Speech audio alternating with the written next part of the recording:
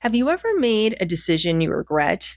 I mean, of course, we all have, right? But have you ever made a financial decision that you regret?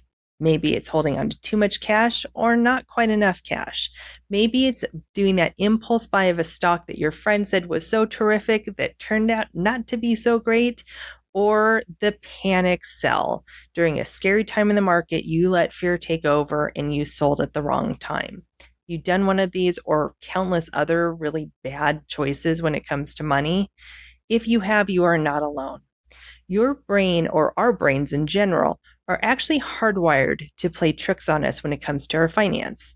And today we're going to talk about behavioral finance. You might have heard that phrase coming around, but what it is it's an intertwining between psychology and behavior with the economy and personal finance to see why we're so good at making bad money choices.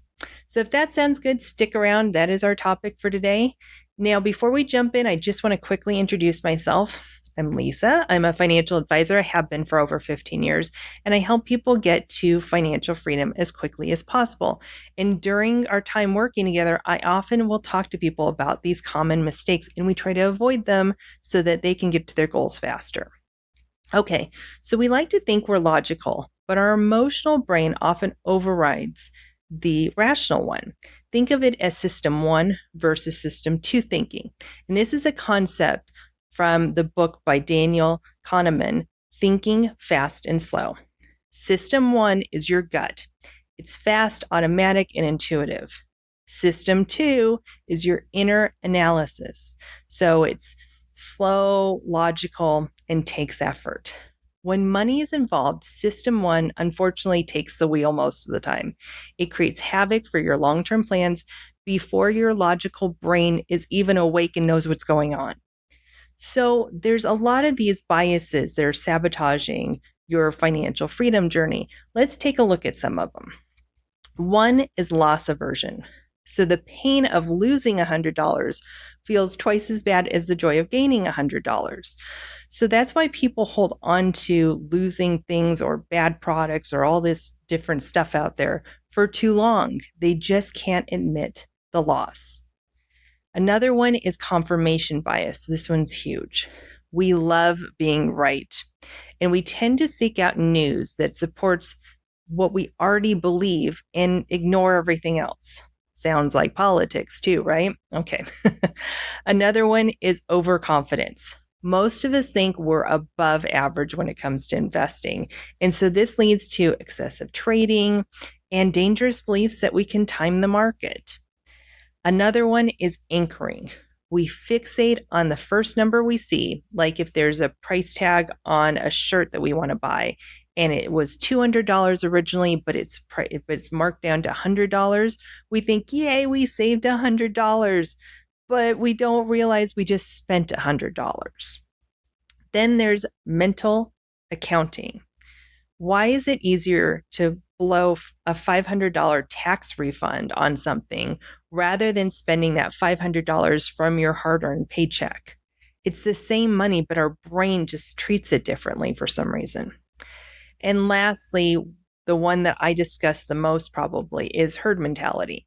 We follow the crowd into some hot investment, hot stock, whatever it is. Everyone else is doing it, and we tend to get wind of it and enter that right before, unfortunately, the bubble bursts or the opportunity is kind of gone. I often call this the shiny object syndrome.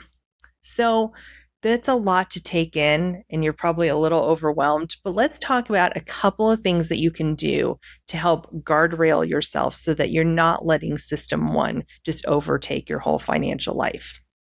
One thing you can do is something called either automate or delegate.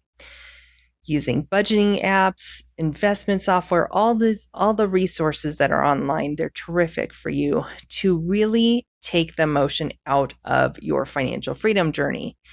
Or the delegate part is working with a professional that can guide you to the right decisions for the long run for you, very personalized in that case. Another thing you can do is diversify. So, if you diversify your investments and not just the stock market, but just diversify in general your financial life, that really is the best cure for that loss aversion because you're not going to be holding on to something for dear life, trying to prove that you were wrong about it. And also, it will kind of stop that herd mentality as well. You're not going to be going after that shiny object anymore. And another thing you can do is find the devil's advocate. I would say this is one of the most important things. Do research, seek out opinions that challenge your beliefs to kill that confirmation bias. Recognizing these biases is really the first step. Be mindful and be patient and let your slow brain do the heavy lifting. Just slow down. So, until next time, be safe, be strong, be kind to one another, and go make a better financial decision. Take care. Bye bye.